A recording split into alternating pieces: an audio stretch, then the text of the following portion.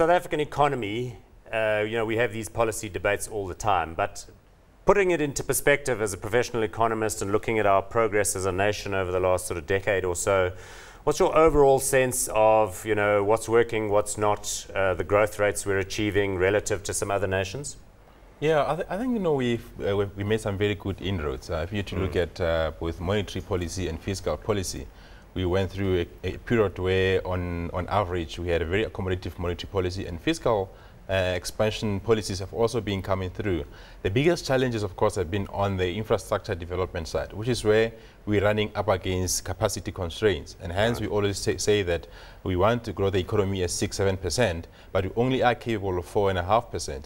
So yes, fiscal policy has been accommodative, and monetary policy is also being in the same space, but it cannot do beyond what the infrastructure allows us to do. Is that the key constraint? So if you talk about why we only achieve 4 to 5, we'd like to 6 to 7, is it infrastructure? But my recollection or sense of things is that because of the World Cup and all that, we've been doing quite a lot of infrastructure spending, or is much more required? Were we asleep for some decades? We have been asleep for decades. I mean, if you were to look at countries like Brazil, who have done very much developmental state type policies in the 1960s, 1950s, and only starting to do it now. And when you're talking about the World Cup infrastructure build, most of it is not productive. I mean, we're talking about stadiums, we're talking about highways. What do you mean? Soweto derbies?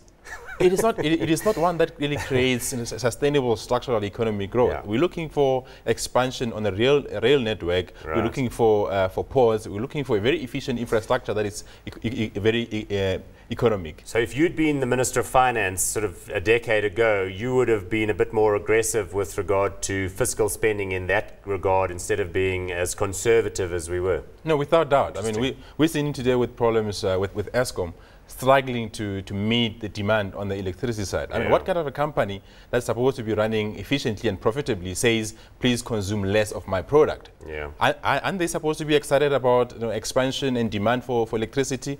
That is, again, a very good picture in terms of how bad we have done in terms of infrastructure development in the past. Yeah.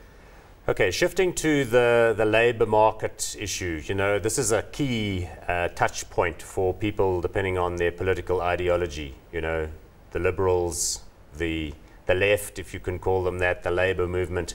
Everybody seems to have very strong views about the labour market in South Africa, either thinking it's too restrictive, not restrictive enough, What's your sense of it? Well, the debate is in different fold. And one of the statistics that were shared, in fact, from the Reserve Bank was that why is it that we say that labor laws in South Africa are restrictive, but during the height of the recession, we in fact shed about 1 million jobs. Yeah. Apparently, as a proportion of the labor force, we shed the highest amount of jobs in the world. So in a very restrictive labor environment, you should be struggling to shed jobs. But on the other end of it, of course, you've got youth unemployment that's sitting in excess of 50%. I mean, that in itself presents different types of challenges. Just on the back of the weekend, the Deputy President was saying that we're sitting on a time bomb, and in fact, we are sitting on a time bomb. This, I mean, if you're to observe what has happened in the UK with the unrest quite recently, we're sitting in the situation here that if things do not turn around quite fast, and to turn the tide of unemployment, especially amongst the youth, those youth, in fact, hold a potential to revolt against the government. Okay, let's go into this thing in a little bit more detail. I noticed a couple of weeks ago there's apparently like X number of formal jobs in this country, and then on the other hand, there seems to be another number, which is a larger number of people who've got access to credit, and the number of people who've got a bank account in this country. They're like 20 million.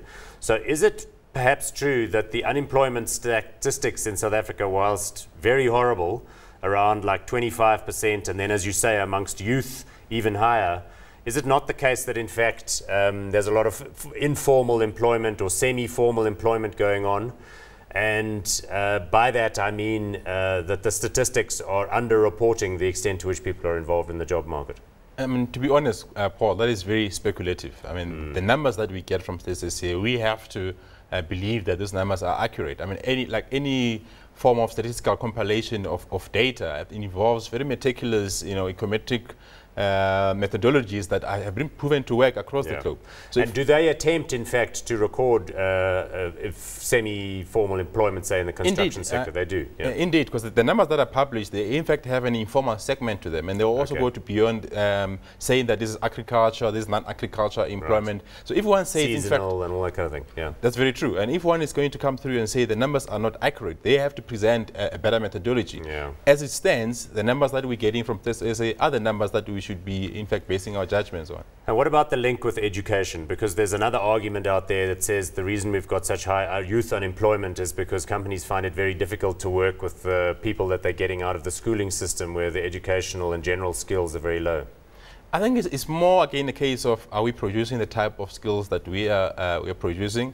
Yes, Eskom and Transnet are looking for artisans, and manufacturing sectors looking for engineers and so forth, but we're producing people in a botany field, producing social workers. We're looking, so that in itself says the system is not speaking to each other. So in fact, you have to go back and speak to organizations such as Eskom, Transnet. Maybe we should be going to a point where these, in fact, organizations have their own universities. What stops them from having their own universities where they can themselves produce their own skill? Why are they saying university produce skill for me? They know what skill they require, and they must do their own grunt work and in fact start investing themselves. Okay, look, I mean, obviously people, again, depending on their persuasion, are sometimes quite negative or quite positive about South Africa's future. As you sit and look at it, I mean, while there are things and anxieties about ticking bombs and what, I mean, do you feel, as you kind of approach these policy discussions, a sense of optimism and positiveness that these things can progressively be overcome? Or are you anxious and worried that things are going downhill fast? I think if you're not feeling well and you wake up in the morning and you feel your body is not responding and you're not aware of where the problem is, then that is more structural and more problematic. But the minute you can diagnose a problem, then at least you've got a starting point. I think we are sitting in a very good position in that we know where the problem lies within and we're trying every single day to come up with policies that can address this. I mean, we've tried as GISA, didn't quite work. We tried the new growth path. We know we need to create employment here and there in these areas. So we've made the diagnosis. Now a policy has to respond. We're not, it hasn't really helped that we're coming on the back of a recession. The economy was starting to grow and then we went into a recession. And now there's global uncertainties. But I think underlying there, we put the framework, we put the platform, the basics have been done. And it's just a matter of the global space has to accommodate us to be able to start growing. And then by that, in return, we hope that it will alleviate some of these problems we're talking about. And it's a good point you make, because often our economic activity in this country, we think it's entirely of our own doing, but it has a lot to do with our insertion into the global economy and how that's doing. One final question about the planning environment. The National Planning Commission, Trevor Manuel's thing, it came up with an interesting report. They seem to be doing some of that sort of longer range looking at where we ought to be going. Do you have a positive sense about what they're up to?